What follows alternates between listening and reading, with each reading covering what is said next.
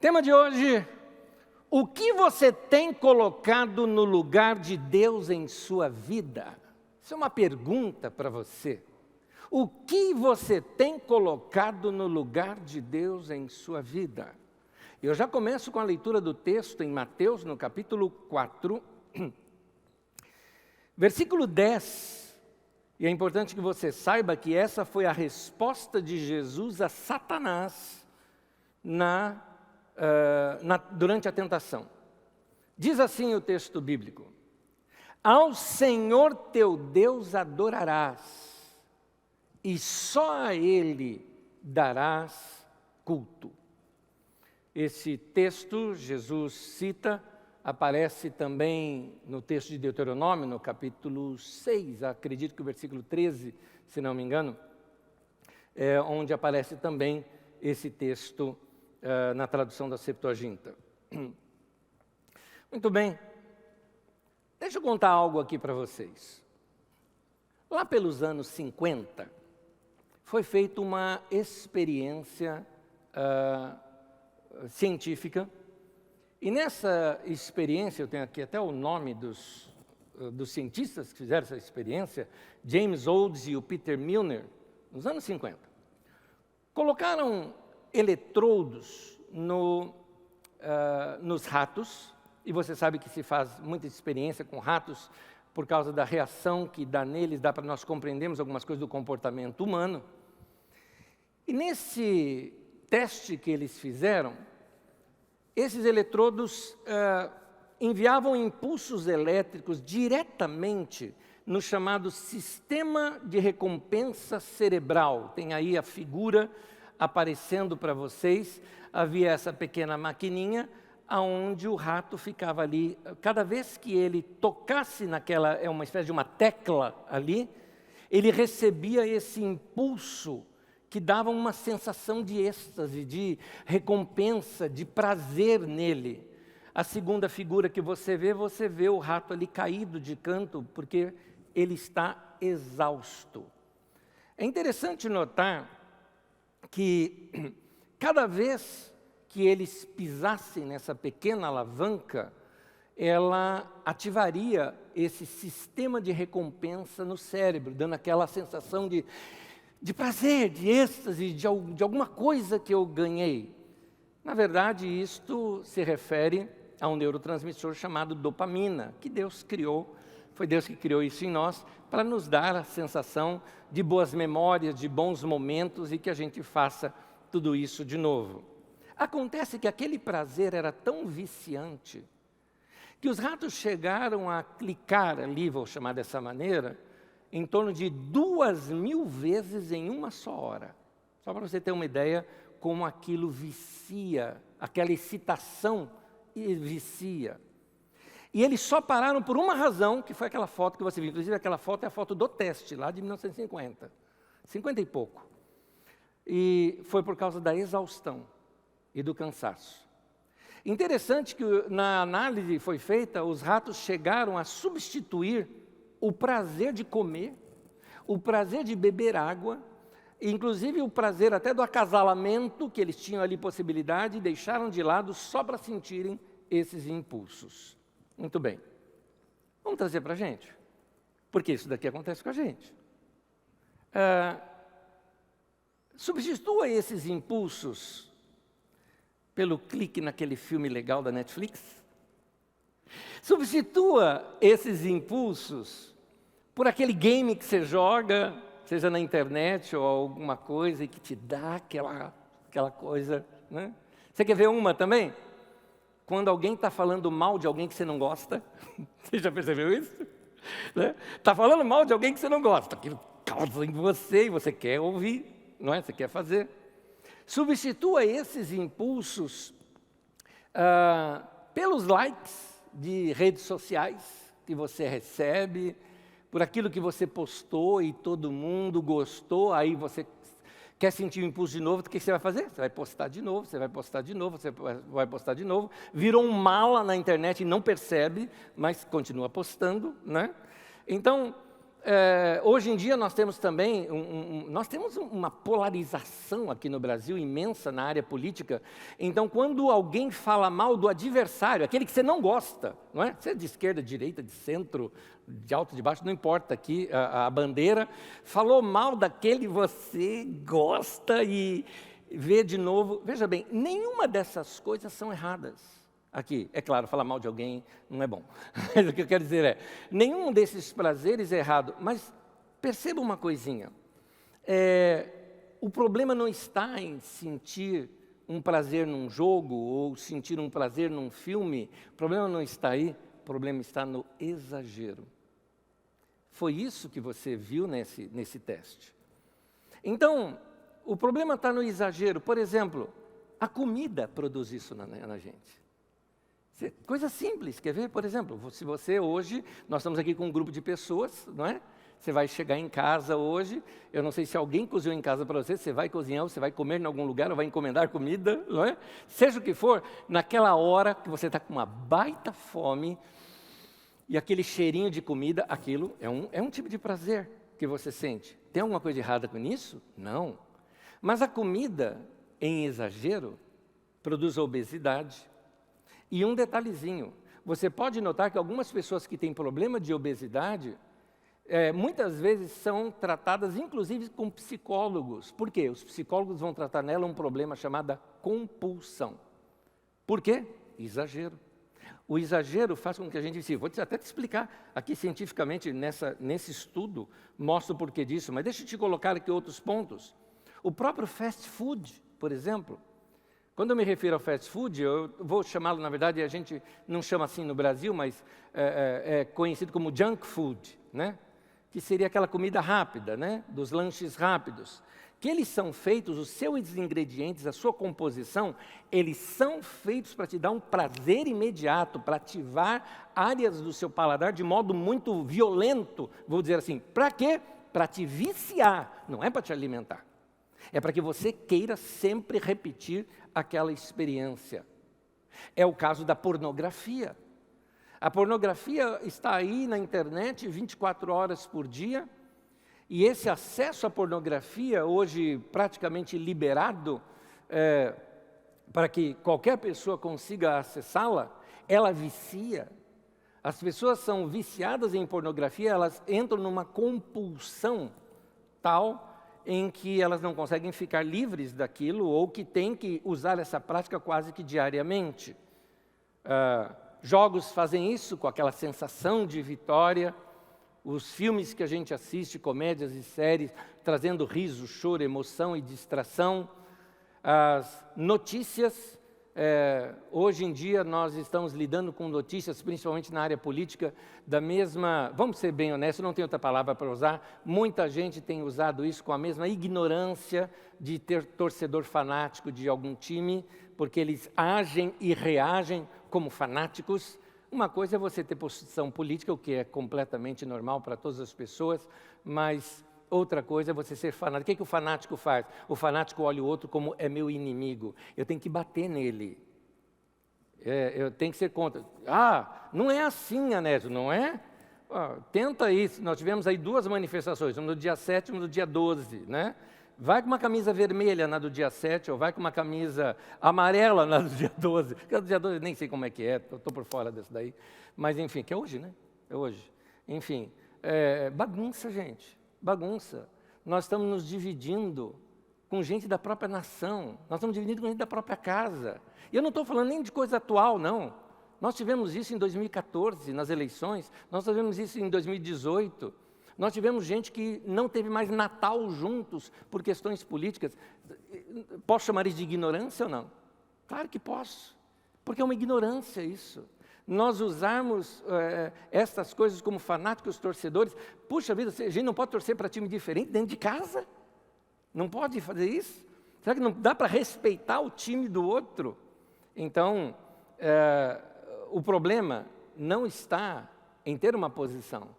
O problema está no fanatismo. O fanatismo da religião também causa isso. Aliás, anos atrás, esta briga envolvia a religião. Hoje não é muito, porque hoje está tão misturado, que hoje você não sabe mais nem o que é um, o que é outro, porque misturaram as coisas. Eu vi uma cena uma vez E eu estava vendo a cena, eu estava imaginando que fosse uma cena de candomblé, e não era, era uma cena dentro de uma igreja evangélica, mas era igualzinho.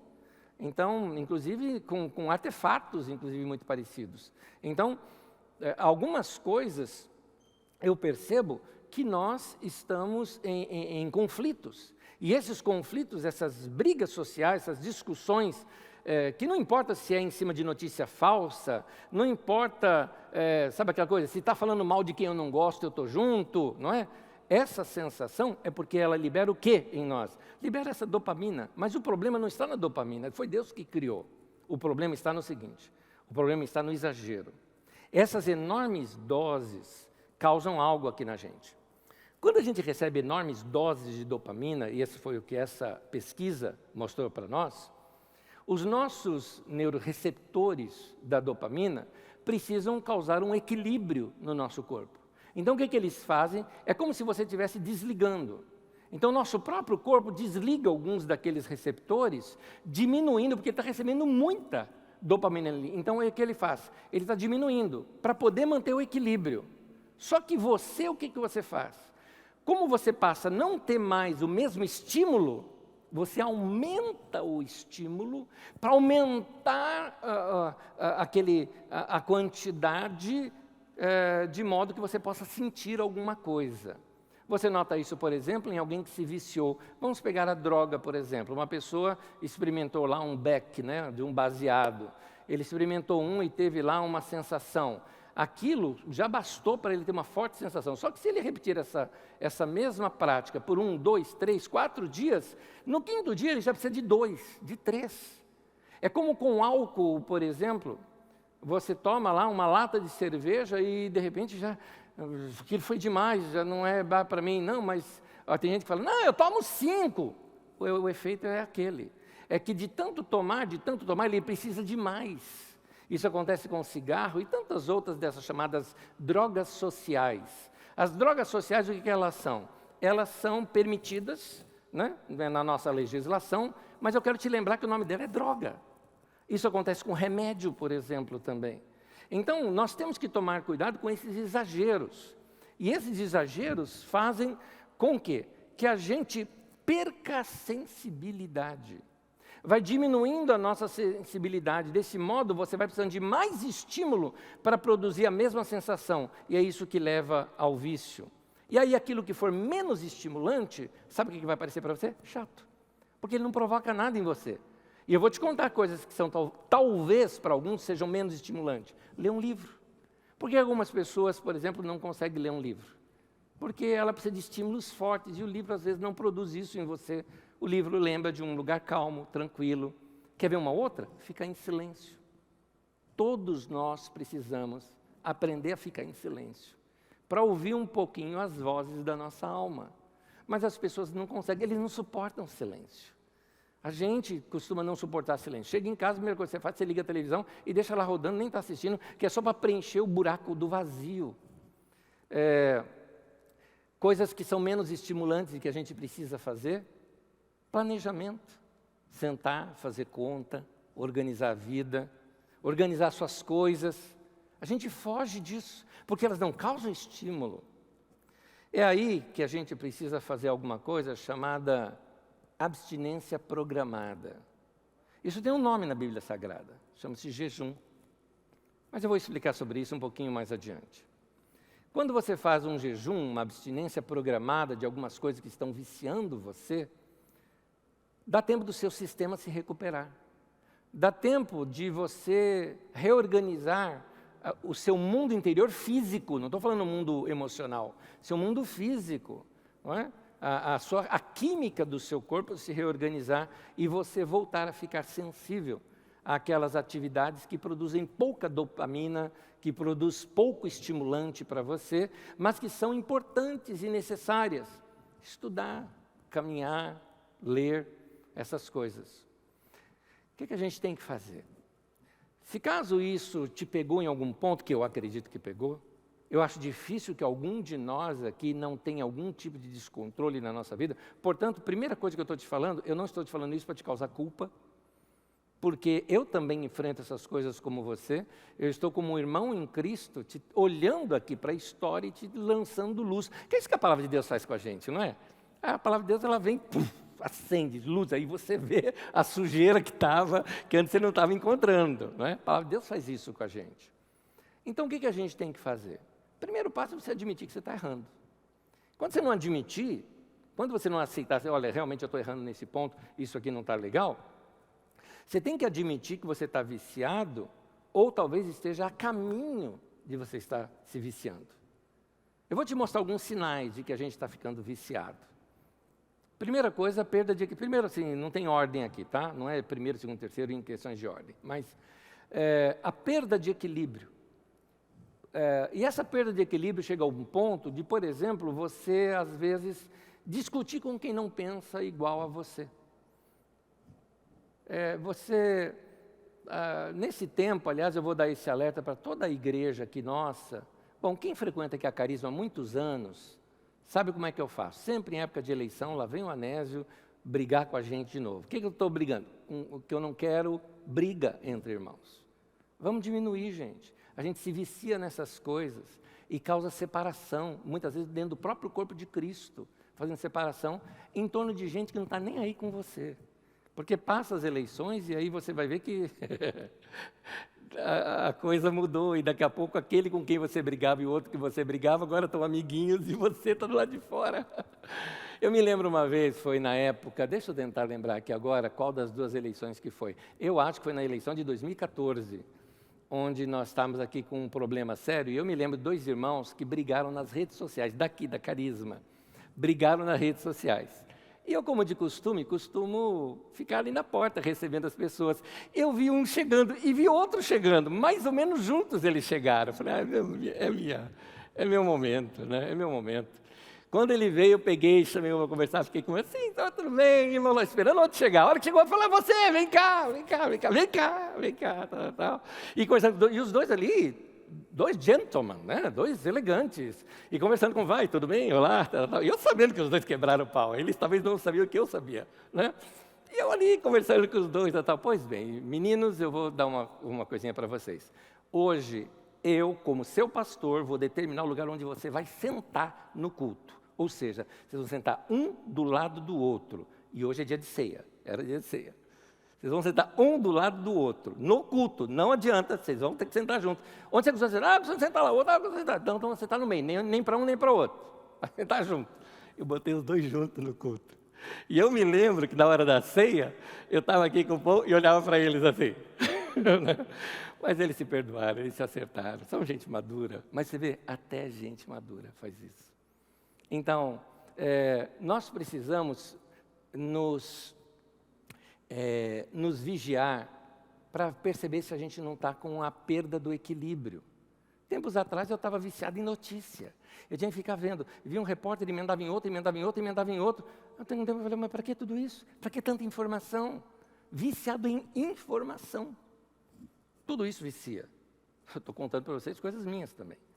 Então, outra coisa, admita quando você está errado e você tem que perceber que às vezes você fica agressivo, fica dando indireta para outras pessoas. Compulsão, você não consegue parar ou ficar um tempo sem ver aquilo. E isso aparece nas outras áreas. Compulsão por comer, compulsão por jogar, compulsão por tantas outras coisas. Porque eu não estou falando aqui só também de notícias e política. Eu estou dizendo que todas estas áreas pode viciar a gente. Vicia em rede social, vicia num joguinho da internet. Eu acho que nós todos precisamos de lazer. Eu uso lazer, eu preciso de lazer. Eu sei como é que a tensão na minha mente o tempo todo, e às vezes eu dedico 2 horas, por exemplo, quero jogar por 2 horas, e daí é meu tempo, organizei, mas viciado não. Eu sei muito bem a hora que eu preciso parar, e a hora que eu sei que deu já, isso aqui já foi. Então, vocês já ouviram falar sobre jejum intermitente? Pois é modinha, mas é bom. Diminui aos poucos a comida, pulando algumas refeições estrategicamente. Acho que todo mundo já ouviu falar de jejum intermitente, não é? E é muito bom mesmo. Assim você consegue controlar um pouquinho o que você come, corta uma refeição do dia, isso vai te fazer bem. A gente come mais do que o que a gente precisa. Se a gente diminuir um pouquinho os nossos períodos de comida, vai ser muito melhor. Mas, que tal você fazer um jejum intermitente do seu celular? Porque tem gente que está viciada em celular, gente. O indivíduo, ele senta diante da televisão para assistir um filme, mas com celular. E aí? Presta atenção, talvez você está fazendo isso, que eu estou falando. E eu não estou querendo lançar culpa em você, eu estou querendo lançar luz. Você que está me ouvindo, não se sinta culpado, se sinta iluminado nesse momento, né? É aquele momento que a gente fala, opa, está sujo aqui. Tem uma faxina para fazer na minha vida.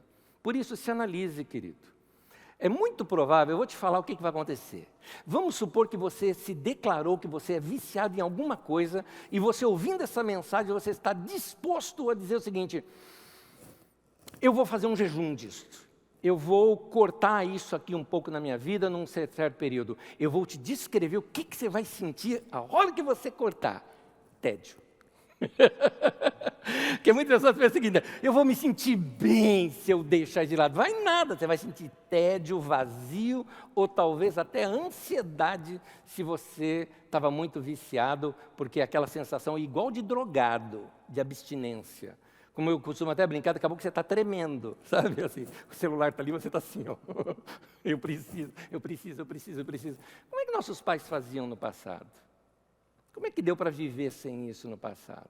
Você viveu já sem essa avalanche toda de informação. Não dá para a gente reduzir um pouquinho esse volume de informação?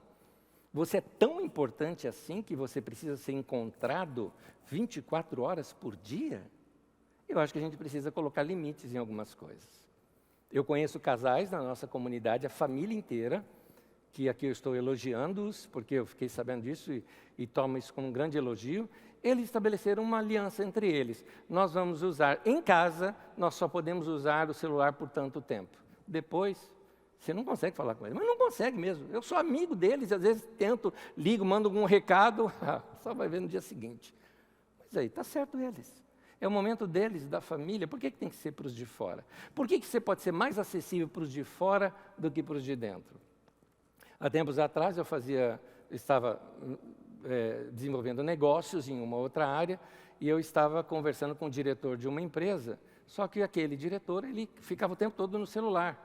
Então eu estava conversando com ele olhando no celular. Eu também era diretor da outra empresa e nós estávamos ali conversando uma coisa que era importante para as duas empresas. E ele olhando o celular, daqui a pouco ele pediu licença e atendeu o celular. Tá bom, atendeu, tudo bem, tá jóia, então. Fiz uma pausa, continuamos a nossa reunião. Ele atendeu de novo. Aí, fiz uma pausa, guardou. Daqui a pouco, eu deixei ali programado. Eu mesmo liguei para ele. Aí, ele tocou o celular, era eu, na frente dele. Falei, pronto, aqui você me atende. Aqui eu percebi que você dá mais prioridade para o seu celular. Tem que falar assim com a pessoa. Então, tem pessoas que precisam perder esse vício. Agora, um detalhezinho. Ora, se eu estou viciado em algo, eu percebi, e eu percebi que a minha abstinência daquilo está me fazendo tanta falta que me gerou ao ponto de ter um vazio, de não saber o que fazer. Eu vou te dizer uma coisa. Talvez é uma coisa para você concluir. Talvez você esteja vazio de Deus na sua vida. Eu vou pedir até para colocar a tela do tema de hoje. O que você tem colocado no lugar de Deus em sua vida?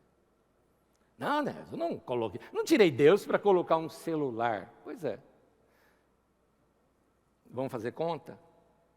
Alguns celulares hoje, na verdade a maioria dos celulares hoje, tem uma medida semanal de uso de celular.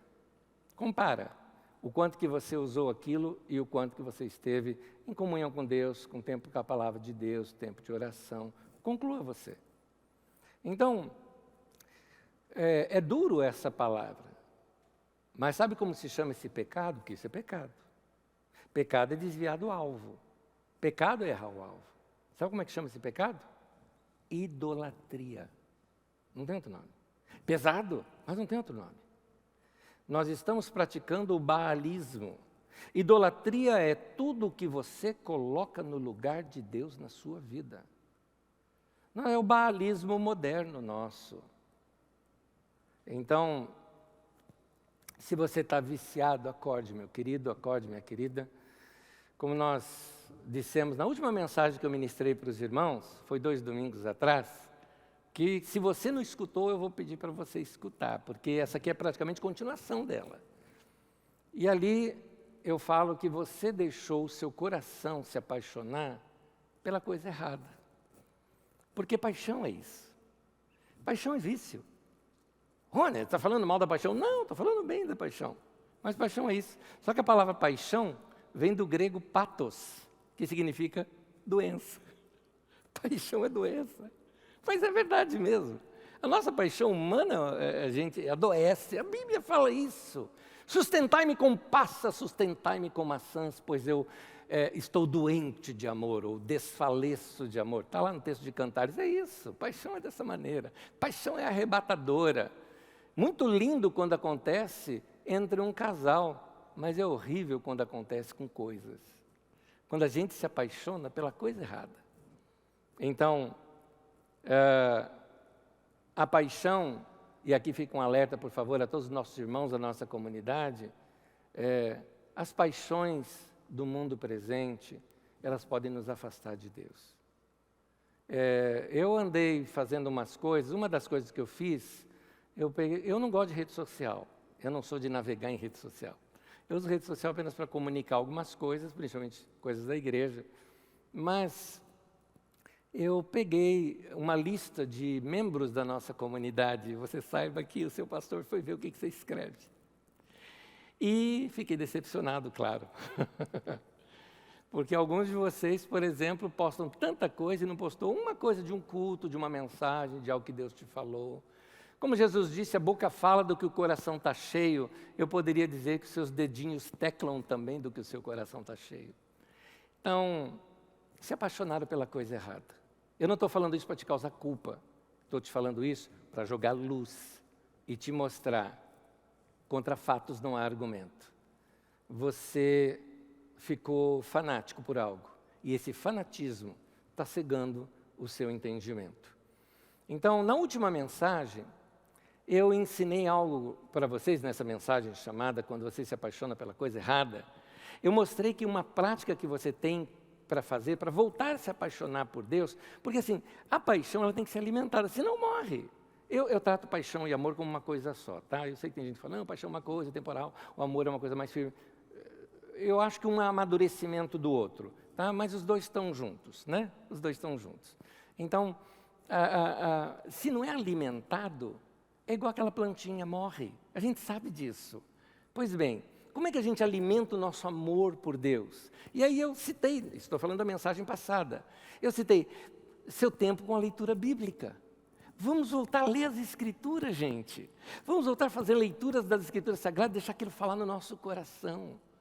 Seu tempo de oração, onde você abre o coração para Deus e fala com Deus o que você precisa falar. Talvez alguns de vocês precisariam fazer o seguinte, caminhada em algum lugar onde você possa orar em voz alta.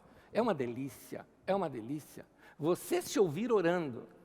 Eu oro muito no pensamento, mas uma das coisas que eu gosto, por exemplo, é dirigir sozinho, porque eu oro, é o meu momento de oração. Eu acho uma delícia isso, é gostoso demais. Mas tem uma outra prática que eu citei, a última que eu citei no domingo, naquele domingo, o nosso louvor. Nós compomos nossos salmos para Deus, abrir o nosso coração para Ele, começar a perceber toda a beleza de Deus. Então tudo isso nos leva a uma profundidade maior com Deus. E hoje, como eu disse, é uma continuação daquela. Quero te falar de mais uma, o jejum. Quando nós estamos buscando alguma revelação ou algum conhecimento maior acerca de Deus na nossa vida, ou até mesmo um esclarecimento maior daquilo que a gente precisa entender para o nosso caminhar, a gente precisa de experimentar um tempo de jejum. Porque às vezes nossa mente está confusa, a gente não consegue compreender o momento que estamos vivendo, está tudo meio estranho na nossa vida, não sabemos como lidar com notícias ruins que chegaram, com situações diferentes que vamos enfrentar. Então é um tempo da gente jejuar e buscar a Deus, e assim nós vamos ficar mais sensíveis, E a nossa compreensão e discernimento das coisas espirituais vão ficar aguçadas. Lembra quando eu te falei que fisicamente, ali nos nossos neurotransmissores, por exemplo, quando a gente recebe doses demais, ele pega e reduz a sua forma de receber comunicação? O mesmo acontece na nossa alma. Você está com tanta comunicação na sua alma, tanta comunicação, tanta coisa, tantos vícios, tantas informações, tantas coisas produzindo essa falsa alegria em você, ou essa alegria temporária em você, que simplesmente você está tão viciado que você precisa fazer uma abstinência para restaurar de novo aquela captação da sua alma e começar a perceber-se de novo diante de Deus. Algumas pessoas nem sequer têm um pingo de emoção mais quando ouve um cântico de adoração. Coisa que antes o levava às lágrimas, hoje não faz mais. Não estou pregando aqui emocionalismo, só estou dizendo que se você está seco demais, alguma coisa está errada. Como eu te disse lá no começo, talvez você seja viciado em alguma coisa. E então, vamos compreender nas Escrituras Sagradas. Agora, tenho vários textos agora aqui para ler com vocês. Um deles é sobre Daniel, que quando ele buscava um entendimento acerca de uma revelação que ele precisava entender da parte de Deus, ele estava entendendo alguma coisa, mas não muito claro, então ele separou um tempo de jejum. Diz aqui em Daniel capítulo 10, versículo 2, 3, e depois eu pulo para o 12, diz assim: naquela ocasião eu, Daniel, passei 3 semanas chorando, não comi nada saboroso, carne e vinho nem provei, e não usei nenhuma essência aromática até se passarem as 3 semanas.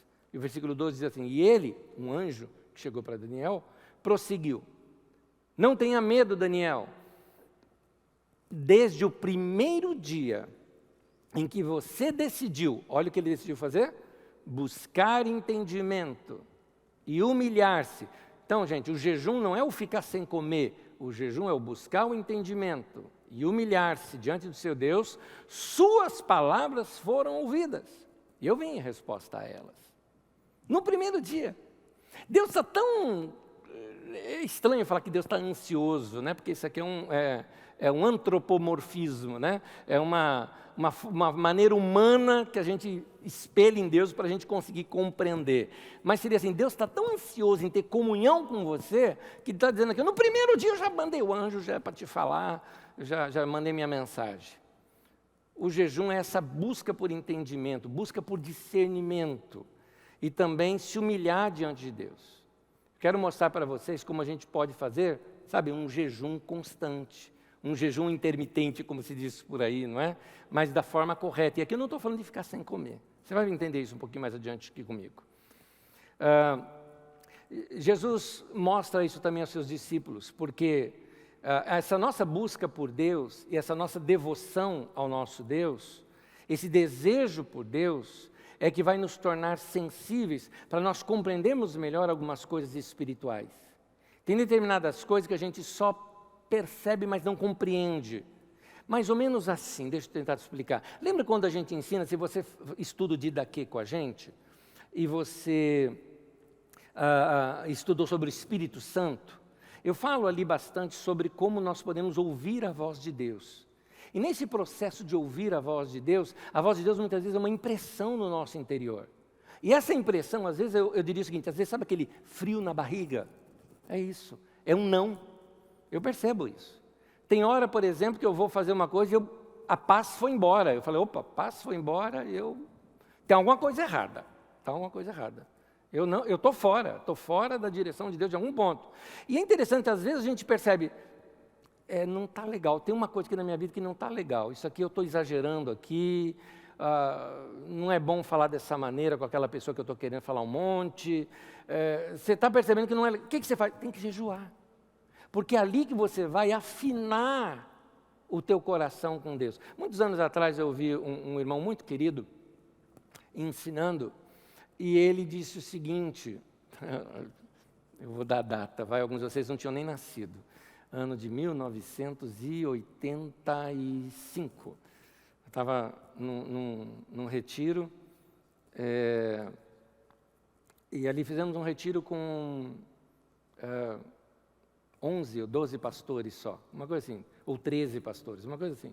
Fizemos um retiro numa chácara, e esse irmão estava ministrando ali para nós. Nesse tempo eu era só um trainee ainda de pastor, né?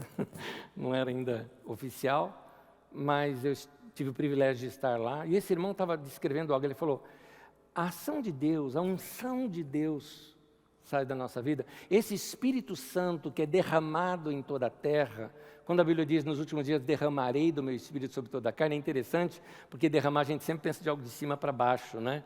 E por uma razão que a gente quase que não sabe compreender, aquela palavra está dizendo alguma coisa de lado para lado. Não é assim, eu derramarei, é eu derramarei. Ou seja, o Espírito Santo está na igreja e através da igreja ele vai tocar o mundo inteiro. É isso que é o que ele quer mostrar. Então, ele fala, esta ação da palavra de Deus e do Espírito Santo funciona da seguinte forma entre nós. Existe uma coisa que nós conhecemos todos, que é o cadeado de bicicleta. Aqueles antigos com numerozinhos, tá? Onde você tem, por exemplo, 3 encaixes. Você tem ali aquela parte do cadeado que é maior, então ele é bloqueado aqui. Todos os 3 têm uma abertura. Então, quando você troca a combinação, eles se fecham. E o cadeado ali não abre. Você não consegue abrir o cadeado, não consegue separar aqueles 2. E então você põe a primeira combinação, ele abriu, põe a segunda combinação, põe a terceira, você abriu o vão suficiente para que ele saia. Então ele diz o seguinte, o nosso espírito, alma e corpo precisa estar em linha para que a gente perceba essa unção de Deus, essa ação de Deus, esse derramar de Deus sobre a vida das pessoas. E também para que a gente perceba a comunicação de Deus para dentro de nós. Espírito, alma e corpo andando em linha. Então a importância de nós cuidarmos de detalhes da nossa vida. Porque às vezes eu percebo... Eu estou percebendo que tem alguma coisa errada, mas eu não entendi o que é. Então eu preciso desse tempo de jejum. Esse tempo de jejum é para isso. Eu já vou te explicar o que é esse jejum. Mas esse tempo de jejum é necessário para eu me alinhar com isso. Os discípulos de Jesus, eu não estou falando de qualquer um, gente. Estou falando de Pedro, Tiago, João. Os caras eram fera. Nós estamos falando dos fundamentos da igreja. Nós estamos falando dos 12 apóstolos do Cordeiro, como é chamado no texto de Apocalipse. Nós estamos chamando de eles, são os fundamentos do cristianismo todo. Esses caras foram expulsar demônio e não conseguiram. E Jesus falou o quê? Falta de jejum e oração. Mateus capítulo 9, versículo 28 e 29 diz assim, depois de Jesus ter entrado em casa, seus discípulos lhe perguntaram em particular, por que não conseguimos expulsá-lo? Ele respondeu, esta espécie só sai pela oração e pelo jejum. Jesus não está ensinando aqui que o jejum vai expulsar demônio. Ele está mostrando, na verdade, que aqueles discípulos estavam completamente desconectados, desfocados em sua vida com Deus. Sabe por quê? Porque às vezes a gente age como os discípulos de Jesus agiram. Os discípulos de Jesus agiram o seguinte, eu estou do lado de Jesus, Jesus é o cara. Se você qualquer coisa, Jesus resolve. É o mestre, estou do lado dele. Né? Não preciso nem orar. Estou do lado do cara, para quê? Né? Às vezes a gente também age dessa mesma maneira, sabia? Às vezes a gente pensa assim, não, olha, eu vou pegar na minha área. Não, sou pastor, estou lá na igreja, um monte de gente orando, igreja boa, povo bom, sou de lá. Como se ser parte, frequentar aqui a Carisma, fizesse da gente algum tipo de espiritualidade. E não é isso. Nossa espiritualidade ela é individual nesse sentido. E os discípulos falharam nesse ponto. Jesus falou, vocês estão precisando. É como Jesus disse o seguinte, gente, eu jejuo e eu oro. Por isso que eu ajo da maneira como eu ajo. Porque tudo que Jesus fez, ele agiu como homem. Foi assim que Jesus agiu. Jesus não fez nada sendo Deus. O livro de Filipenses fala que ele se esvaziou da sua divindade. Portanto, era um homem que precisava de oração. Por que Jesus orava tanto? Porque ele precisava. Sabe, os discípulos não faziam isso. Tanto que Jesus chama os caras para orar, os caras dormem. Então, Jesus está mostrando, está errado. Então, nota, você pode estar no ministério, estou falando até com o pessoal que está aqui comigo, né? Você pode estar no ministério, ser um seguidor de Jesus e ainda assim estar desfocado, insensível às realidades espirituais à sua volta. Por isso, é importante a gente saber uma coisa. Aliás, irmãos queridos, falo aqui com todos vocês, principalmente que estão aqui em obra, em trabalho, todo o pessoal que é de liderança da nossa comunidade, qualquer área que você trabalha na nossa comunidade, eu preciso te dar uma notícia importante. Unção tem preço. Não é de graça.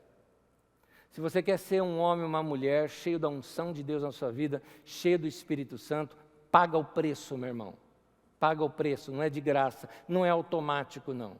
Você quer ser um homem, uma mulher de Deus? Pague o preço disso. E eu vou te ensinar como hoje ainda.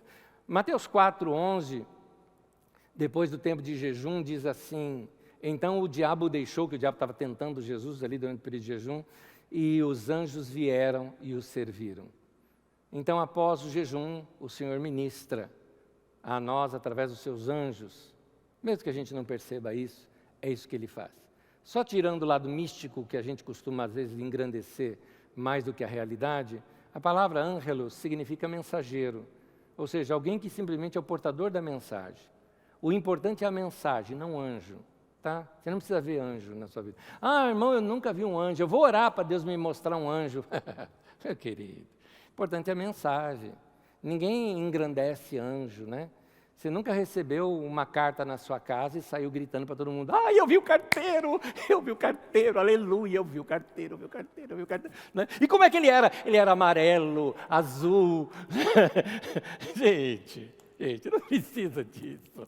Não precisa. Importante é a mensagem. Aliás, toda honra aqui ao trabalho dos carteiros, não é do seu trabalho que eu estou falando. Eu só estou falando dessa coisa, dessa comparação que as pessoas às vezes fazem com anjo. Eu vi o anjo. O que ele falou? Busquem entendimento. Não, isso foi ET Bilu.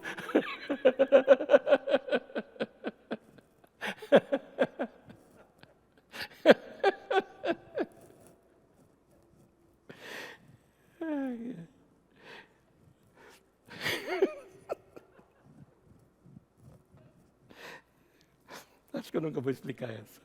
Vamos lá. Jejum, na Bíblia, é um tempo separado de dedicação e de devoção a Deus. Gente, jejum não é ficar sem comer. Nésio, mas até o médico chama de jejum. Sim, eu entendi. É o nome que se dá. Porque no passado, inclusive nos tempos bíblicos, a questão era ficar sem comer. Eu vou te falar o porquê. Só quero te mostrar que o jejum é mais do que isso. E às vezes não tem a ver com comer ou não comer. Jejum não é só ficar sem comer. Jejum também não é modinha. Tem gente fazendo modinha de jejum agora. Eu estou jejuando chocolate. Não, isso é regime, querido, é outro nome. Não é? Não, eu estou jejuando agora refrigerante. Não, isso chama-se reeducação alimentar. Isso não é jejum, querido. Então, não espiritualize as suas modinhas. Modinha é modinha, esquece isso. E, aliás, por falar em saúde, jejum não faz mal à saúde. Agora, jejum físico mesmo. Deixar de comer não faz mal para a saúde. Aliás, é muito bom, porque a gente come demais. Então, quando algum dia você fizer um jejum de alimentos mesmo, minha dica para você é beba água, e muita água. Nésio, mas jejum não tem que ser completo. Jejum completo, mas beba água, porque seu corpo vai liberar um monte de toxina, e você precisa lavar tudo aquilo, jogar para fora. Aliás, diz ali, depois dos 40 dias, que Jesus teve fome, não diz que ele teve sede. O diabo tentou ele com pão, não tentou com um copo d'água. Não é? Então, transforma a pedra em pão e aquela árvore num suco de uva. Não, Jesus não fez isso. O diabo nem tentou Jesus dessa maneira. Mas ele estava num deserto. O deserto do lado do Jordão, meu querido. Tinha água por lá. É deserto por causa que o lugar é arenoso. É isso. Mas vamos lá. O foco do jejum não é ficar sem comer. O jejum é uma prática para te ajudar a ficar mais sensível e mais atento à voz de Deus. É um auxílio devocional que vai te levar a um crescimento espiritual bem maior. Quero recomendar isso para vocês. O jejum, ele está intimamente ligado com devoção. É isso que está. Então, quando a gente estuda a história da igreja ao longo dos séculos no cristianismo, você vai ver o relato de muitos homens e mulheres que se devotaram, se dedicaram, deixaram marcas fantásticas na história por causa da sua vida de dedicação a Deus e essa prática do jejum. No entanto, no cristianismo dos nossos dias, tem sido apresentado o jejum não como algo devocional, não como algo para me aproximar de Deus, mas hoje em dia, como tudo virou comércio, até o jejum virou comércio, só que com Deus. Uma moeda de troca, uma barganha, não é? Um XP a mais, alguma coisinha que eu vou negociar com Deus. Olha, eu orei sobre isso, não só orei não, eu orei e jejuei. Quer dizer, eu estou dando um plus, é uma oração plus, uma oração com jejum. E essa Deus vai ter que atender. Que é isso, querido? Você está querendo comprar Deus. Você está querendo subornar os céus? É corrupto até na oração, não é? Meu Deus! Então, a nossa oração é comunhão com Deus. Oração não é só pedir, oração é comunhão, é relacionamento. E o jejum que eu estou te ensinando é você deixar de praticar algumas coisas que estão perturbando, estão atrapalhando a tua sensibilidade, para você ficar mais sensível e ter tempo com Deus. Porque se você for ficar assim, não, eu estou jejuando, está jejuando, mas está fazendo tudo, ele está trabalhando, ele está estudando, ele está fazendo um monte de coisa. Não, você está passando fome. É isso que você está fazendo. Você precisa separar um tempo para Deus. Ou Deus não merece isso da tua vida? Você não conhece minha vida. Eu não tenho tempo. Meu querido, todo mundo tem 24 horas. Eu tenho, você tem aí.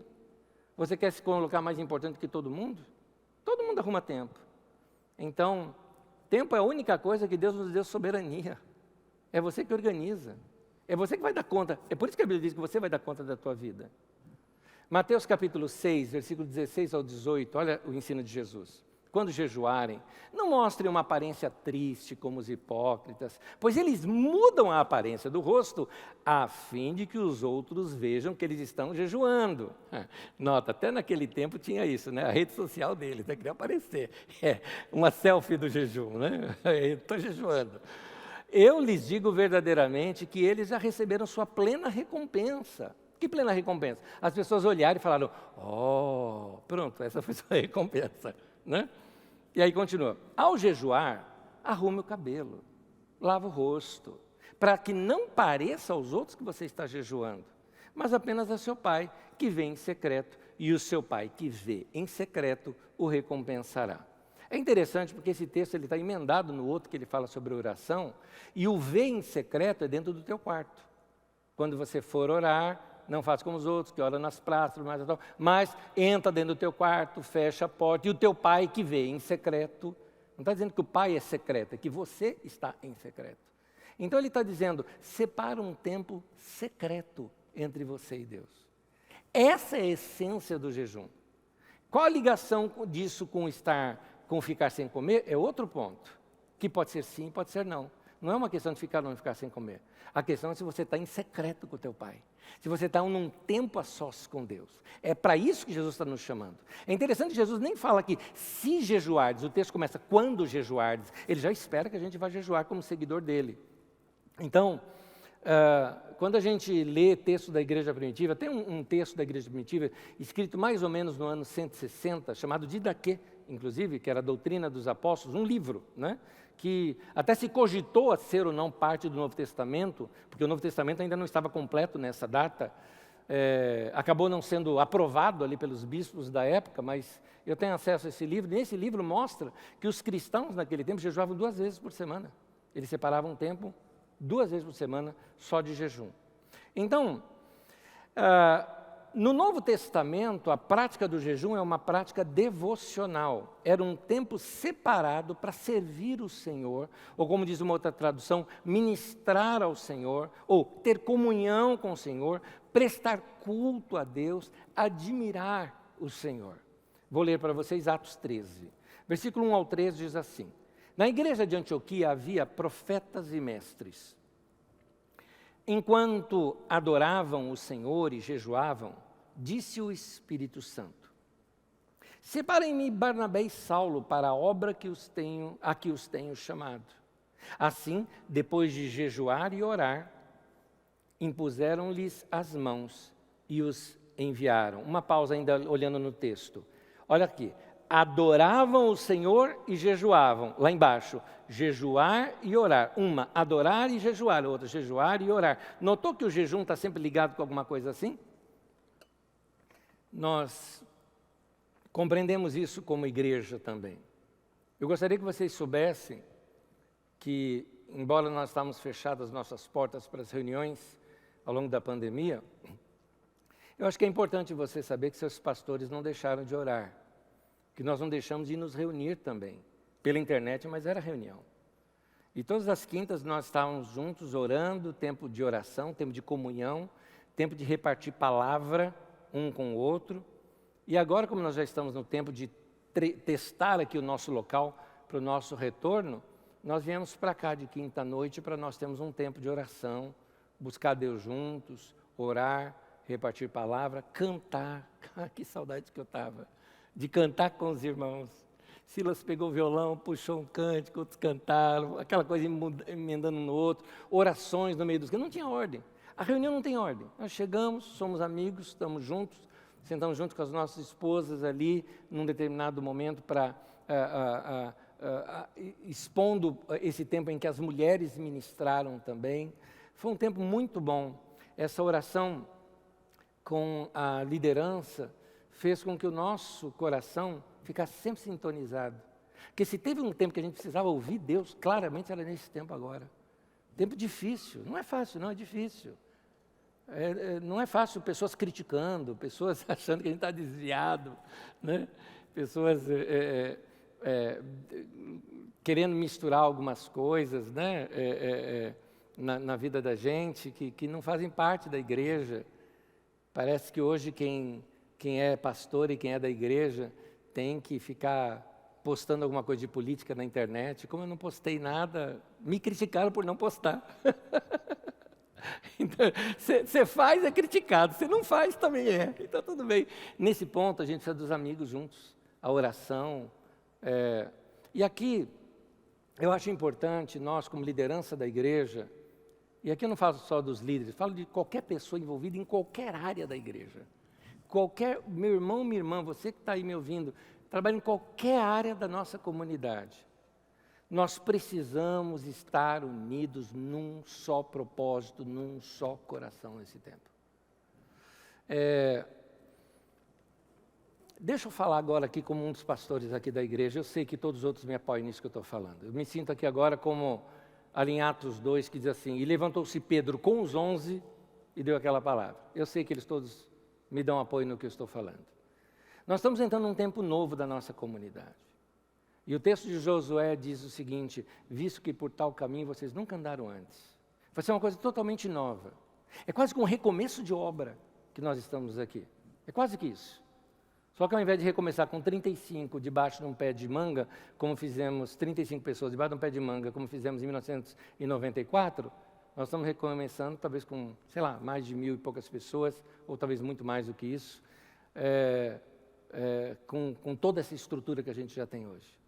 Mas seja o que for, a unidade entre nós tem que ser perfeita. Perfeita. Nós vamos estar ligados um com o outro. Como eu costumo dizer aqui na Carisma, você tem toda a liberdade de pensar diferente nesse ponto, naquele outro, tal. Tem toda a liberdade, que aqui a gente não obriga ninguém a pensar igual nesse sentido. No entanto, para trabalhar junto, a gente precisa falar a mesma coisa. Não podemos falar diferente. Então, quero dizer isso a todos os meus irmãos, não só os que estão aqui, mas você que está me acompanhando pela internet, é da liderança dessa comunidade, vamos nos afinar. Eu não estou falando isso para jogar culpa nem jogar peso.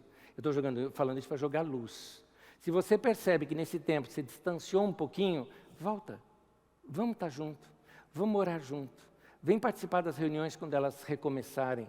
Vamos afinar nosso machado junto, para trabalhar junto na obra do Senhor. Vamos acertar os nossos caminhos, porque nós temos que ter um só coração, uma só mente e uma só palavra aqui entre nós, um só comportamento, de modo que alguém que possa te ver lá num canto da cidade fala: nossa, você parece com aquele povo da Carisma. Exatamente, é assim que a gente precisa parecer. A gente precisa parecer que a gente traz consigo a mesma linguagem, trazemos juntos o mesmo coração. Como diz ali em Atos dos Apóstolos, era o coração e a mente do povo. É assim que a gente precisa ser também. Então, para a gente se afinar, como é que a gente se afina? A Bíblia nos ensina como. A Bíblia diz que quando nós contemplamos a glória de Deus, nós somos transformados. Interessante isso. Porque se você está olhando para Deus e está sendo transformado à imagem dEle, você está olhando para o Senhor e com comunhão com Ele, que é o que eu estou propondo aqui na área de jejum, e você está sendo transformado à imagem dEle, você está sendo transformada também, olhando para Jesus e Ele transformando você. Você, no seu tempo de devoção, está falando com Deus e Deus tratando com você e transformando você. Nós estamos ficando iguais, porque nós temos uma matriz que é o Senhor. Então, eu estou dizendo de ser manso, de ser humilde, de ser compassivo, cheio de compaixão e de amor uns pelos outros, perdoando uns aos outros. Pega os textos que diz assim na Bíblia, uns aos outros, você vai ver quanta coisa que deve ser. Aquilo é igreja, gente.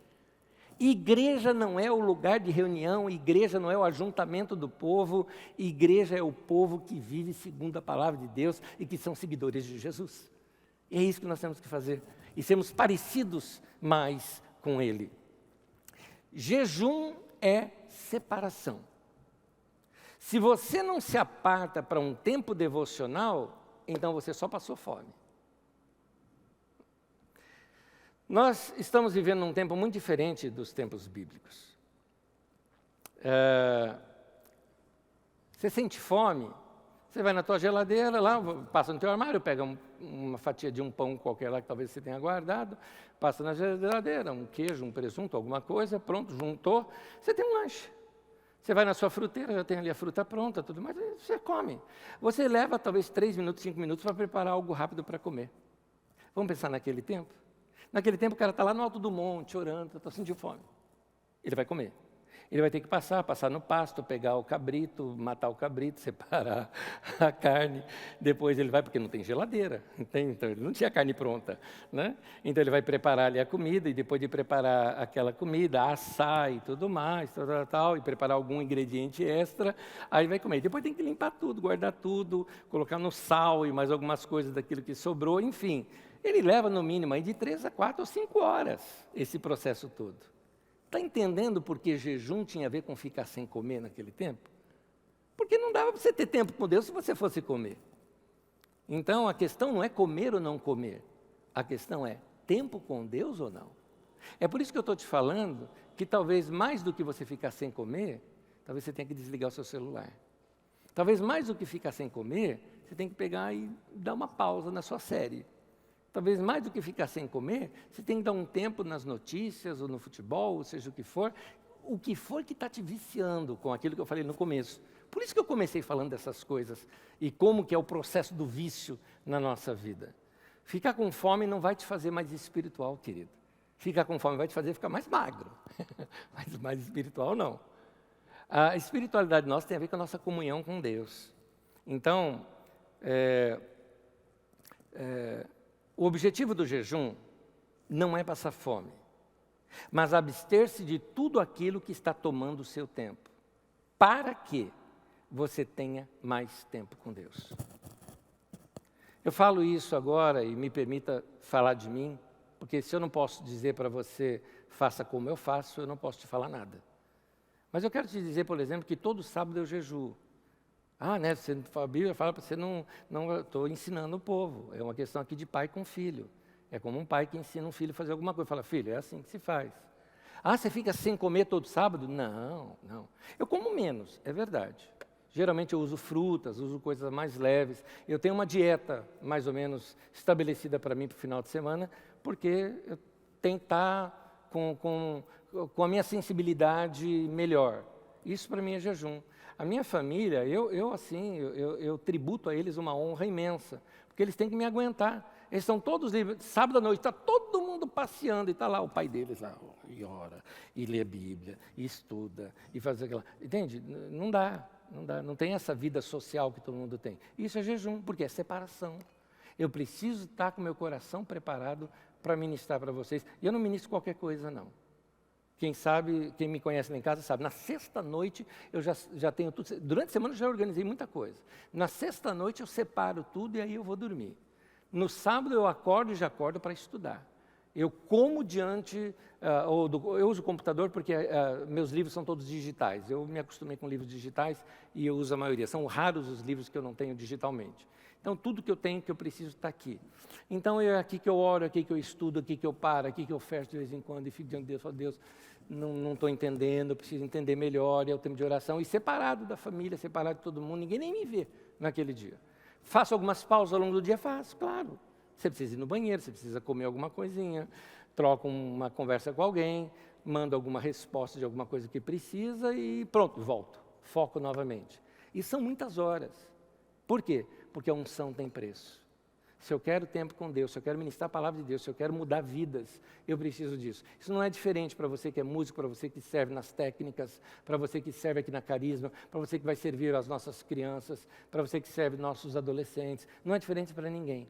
Nós precisamos todos estar assim, de coração preparado para Deus, para que a gente possa experimentar um tempo novo entre nós. Eu tenho certeza, vai ser um tempo que Deus vai falar muito com a gente. Então, meu querido, separa um tempo com Deus.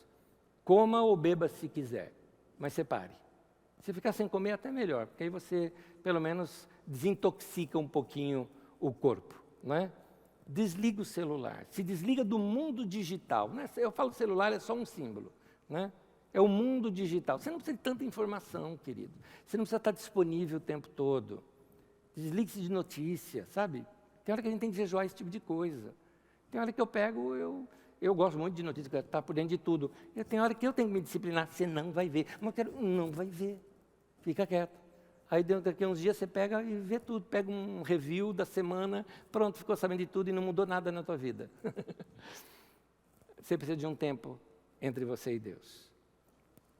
E eu quero terminar dizendo aqui para vocês, ontem, por exemplo, quando me preparava para esse momento de ministrar aqui para vocês, eu fiz uma ligação telefônica para o Lorival. Lorival é um dos pastores da nossa comunidade, que hoje vai estar pregando às 18 horas no encontro da galera. Então a gente estava se afinando ali. E ali, o que Deus falou com você? O que Deus falou com você? Nós passamos um bom tempo ali só compartilhando a palavra de Deus entre nós. E era interessante notar que tínhamos preparado a mesma coisa, o mesmo coração, a mesma intensidade. Claro, exemplos diferentes ali, ele ministra para adolescentes, aqui eu pego mais o mundo dos adultos, né? Os exemplos são diferentes, mas foi muito gostosa essa nossa troca. E teve algo que ele me lembrou, e que eu queria terminar aqui repartindo isso com vocês. Foi uma coisa que ele me falou assim, ele falou, olha, o caminho para a gente experimentar a glória de Deus, tem um caminho para você experimentar isso. Tem um caminho. E esse caminho está tipificado e simbolizado para a gente na figura do tabernáculo. Eu vou mostrar para vocês aqui a figura do tabernáculo e vou dizendo. O tabernáculo era uma tenda lá no deserto, você vê o povo todo acampado ao redor. Mas você olhando para o tabernáculo, nessa figura ele está até bonitinho, porque ele era feio. Peles de animais e tudo mais, feito aquilo, era uma barraca. Então o tabernáculo, para quem olha de fora, não tem sentido, é uma coisa feia. Por isso, meu querido, primeira coisa, se você quer a glória de Deus na sua vida, você tem que entrar. Você só vai perceber a hora que você entrar. Eu digo para você que está me ouvindo, você só vai perceber a hora que você entrar para a igreja, ter comunhão na igreja, você precisa entrar. E quando eu falo entrar para a igreja, não é entrar aqui no salão de reuniões, é se converter o seu coração ao Senhor Jesus e falar, eu quero ser parte da igreja de Jesus, quero entrar para essa tenda, ela é chamada de tenda da revelação. Só que antes de você chegar na tenda, a primeira coisa, você passava pelo altar de sacrifício. O altar de sacrifício fala da cruz, fala de que nós morremos para nós mesmos, que é o que eu estou te propondo hoje. Logo que você entra ali passa pelos portões, você tem ali o altar de sacrifício. Então, meu querido, você precisa morrer para você mesmo. Você precisa matar essas áreas na sua vida que estão tomando o lugar de Deus na sua vida. Logo depois disso, vinha a pia de bronze. E na pia de bronze, ali era onde ele se lavava. A Bíblia diz que nós somos lavados pela palavra de Deus. Você precisa ler as Escrituras. Uma boa leitura das Escrituras lava a alma, gente. É como agora que você está ouvindo a palavra de Deus é para isso, é para lavar a alma. Seja a palavra falada ou a palavra escrita. Mas você precisa da palavra de Deus na sua vida. É aí que você vai entrar para a tenda. Quando você entra na tenda da revelação, no primeiro compartimento dela, o primeiro móvel que você vai encontrar é o candelabro, que simboliza o Espírito Santo. E é ele que vai iluminar o resto. Você precisa de uma experiência com o Espírito Santo na sua vida, porque sem a experiência do Espírito Santo, você não vai enxergar as outras coisas, você não vai enxergar o que tem ali. Por exemplo, a mesa dos pães, que é da comunhão. Você não vai entender o que é comunhão entre irmãos sem o Espírito Santo. Sem o Espírito Santo é coleguismo, é amizade, é brother, é mano, tal, mas não é comunhão. A comunhão é uma coisa muito mais profunda do que isso, e só quem teve experiência com o Espírito Santo conhece o que é a comunhão dos santos. Quando a gente percebe, como Paulo mesmo fala sobre Jesus, ele diz assim, que agora nós não o conhecemos mais segundo a carne. Se nós o conhecíamos segundo a carne, agora não o conhecemos mais dessa maneira. Ou seja, quem andou com Jesus foi uma maravilha, mas a experiência hoje com Jesus ressuscitado é muito mais profunda até do que aquela experiência de Jesus em carne. Bom, o próximo móvel era um móvel da adoração, era o altar de incenso. Então, a adoração fica diferente quando você já tomou a sua cruz, quando você se lavou, teve experiência com o Espírito Santo e comunhão com os irmãos. Aí a adoração, ela sobe como um incenso diante de Deus. E é aí que o véu se abre e você chega diante do Santo dos Santos. No Santo dos Santos, você não fala. Quem fala é Deus. Diz que do meio dos querubins é dali que Ele fala com a gente. Então, você quer ouvir a voz de Deus, meu irmão? Tem um caminho. E o caminho é esse. Então, eu recomendo para você, separa um tempo com Deus. Tua vida vai ser diferente se você fizer isso. Então, convido você nesse momento para orar comigo.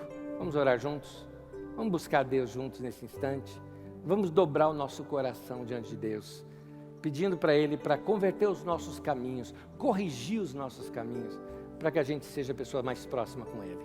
Oremos. Senhor, dobramos o nosso coração diante do Senhor e te pedimos, ó Deus, que Teu Espírito Santo renove a nossa vida, renove a nossa mente, prepare o nosso coração por um tempo novo na nossa vida. Nós estamos abertos para o que o Senhor for fazer nas nossas vidas, Senhor. Em nome de Jesus. Que a boa mão do Senhor esteja sobre todos nós aqui e todos os meus irmãos que estão acompanhando essa transmissão. E nos leve a ter experiências profundas com o Senhor. Em nome de Jesus. Amém e amém.